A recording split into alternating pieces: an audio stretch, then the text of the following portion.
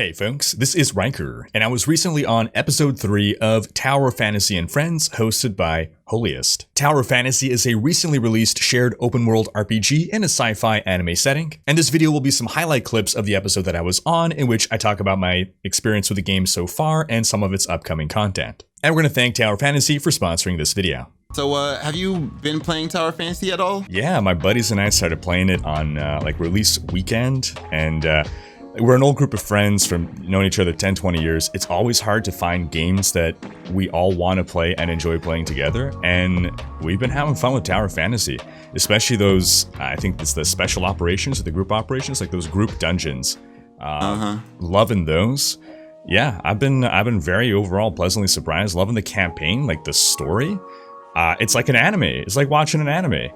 And exploring the world, I'm all about that Z-axis gameplay, so jetpacking all over the place, going up and down, seeing all the effort put into making the world have so much depth. Love it. So, tell me about your experience a little bit. Who was your first SSR character that you got? My first SSR was Coco Ritter. Okay. Yeah, so I quite enjoyed it. I mean, I was able to now, it was in my group of friends, I was the only one who had like any kind of support weapon to like provide some heals for the team. So everyone appreciated that a lot. You know, it doesn't bring as much damage. It's not a DPS character, but like, you know, laying down that AoE heal, everyone was very happy to have me on the team. Right, and then when, like starting out, when everybody is still kind of weak, it's really hard to stay alive in some situations. So having a healer on the squad is actually pretty nice. That's true, yeah. So did you end up getting her from summoning, or did you get her from a world boss, or have you done many world bosses yet? Oh man, so I got her from summoning. My experience with the world boss, we were going after the one on Astra. What is his name again? Robarg. Yep, that's the one. Yep. So my buddy and I, we went in and we're like, you know, we're a little higher level than him. We might be able to do something. No one else is around. It's just the two of us. Let's see how this goes. And we start fighting him, and we're like, okay, you know, we can manage this. And then the mechanics keep coming out and coming out and coming out. I'm like, okay, we can't manage this. So let's go. I look forward to eventually doing our first world boss. That fight looked really cool. And yeah, you need a team. You need more than a team. How many people on average do you need to take down a world boss? It depends on how strong everybody is, right? You can solo it if you're strong enough. Okay. It's tough. It might take you a long time. So what you're saying is get good. You can do it. Yes, it's a skill issue. Okay, all right. It's a skill issue, yes. So have you tried out PvP at all? Only so I noticed that there's PvP arenas. I don't know. Maybe I haven't unlocked them yet. I've just done like the open world duels with like a friend. Yeah, I didn't win. You got smoked? It actually kind of ended in a stalemate. Like, I was a millimeter away from dying when the timer ran out. So I count that as a draw.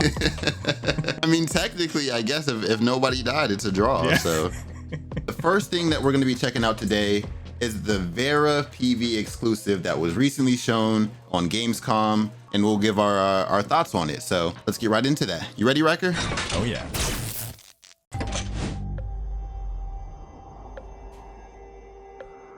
Is that the Luxor? The Luxor? The Luxor Hotel in Las Vegas, that pyramid. Hold on, the new world bosses? New mounts? Whoa, what is that? I hope that's one of the new world bosses. Cyberpunk. Oh, I'm getting some major Blade Runner vibes. This game.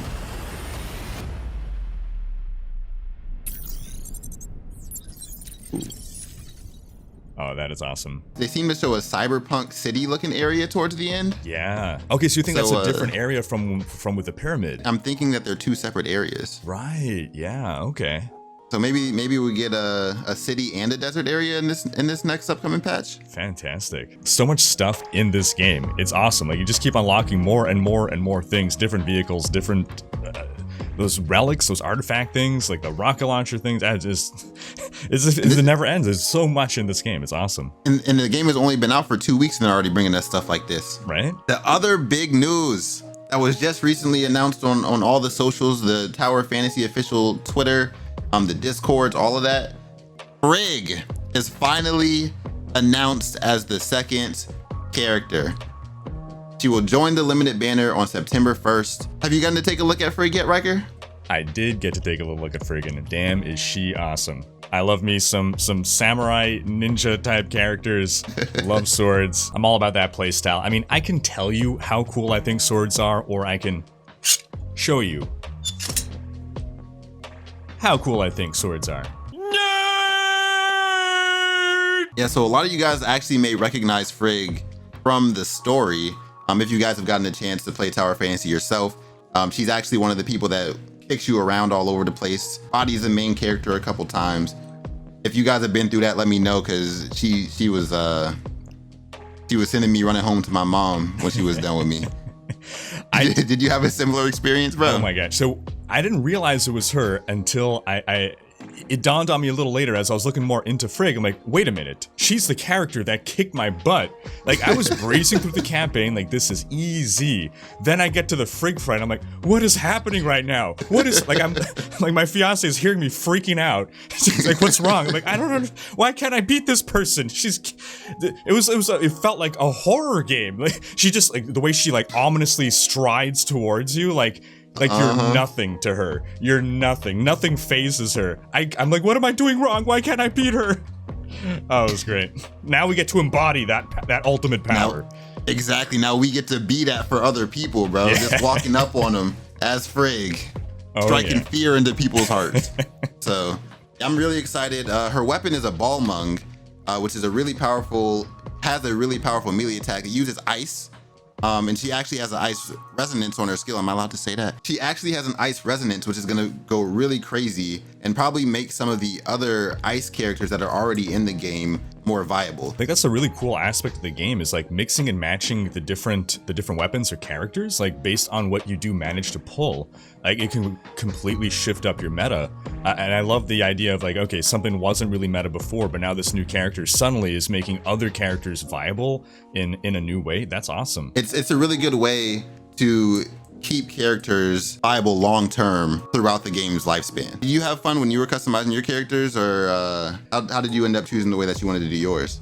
Man, I'm the guy that takes like minimum half an hour, if not longer, to create my character whenever I have customization options. So yeah, it took me a while to make my character. Right, and the fact that they will be bringing out more, whether it's with 2.0 or updates coming forward, you know, events. They recently just dropped the summer event in game, where you're actually able to get the that summer outfit for your character, and that came with new accessories. I think it came with bunny ears, if I'm not mistaken. There's some kind of ears that you get too during the summer event. So they came out with new accessories and outfits through this event.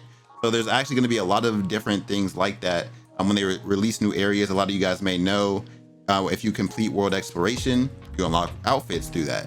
So you know that will unlock maybe the potential for a lot of variety in the clothing that you see around Planet Ida. They could maybe have some fashion shows going in the community. I mean, fashion's a real end game. Exactly. But yeah, it looks good. She looks good. She looks good. And then her second skin. That sword became a thick boy. Look at that. Oh man. Yeah, I mean, bro, there's nothing better than upgrading a skin, and the weapon looks cooler too. The visual progression, I think, is a really, really cool and important thing. Like, especially in RPG type games, right? Like, you want to feel like your character's becoming more powerful, and you do get to feel it like from the gameplay, but seeing it visually as well is a really cool thing. Like, it's like a real transformation. Yeah. So let's get into some of her actual skill set. Let's see some of her attacks, the skills that she has, and let's read into some of what she does. So, Frigg, if we take a look at her skills, you can see she does have elemental resonance. So she does have the frost resonance. I saw a lot of people talking about, is she gonna have the same resonance that Nemesis has, or da da da da. She does have one for frost. So again, like I was saying, she will make weapons like Tsubasa or Meryl better because of the attack percentage and the resistance.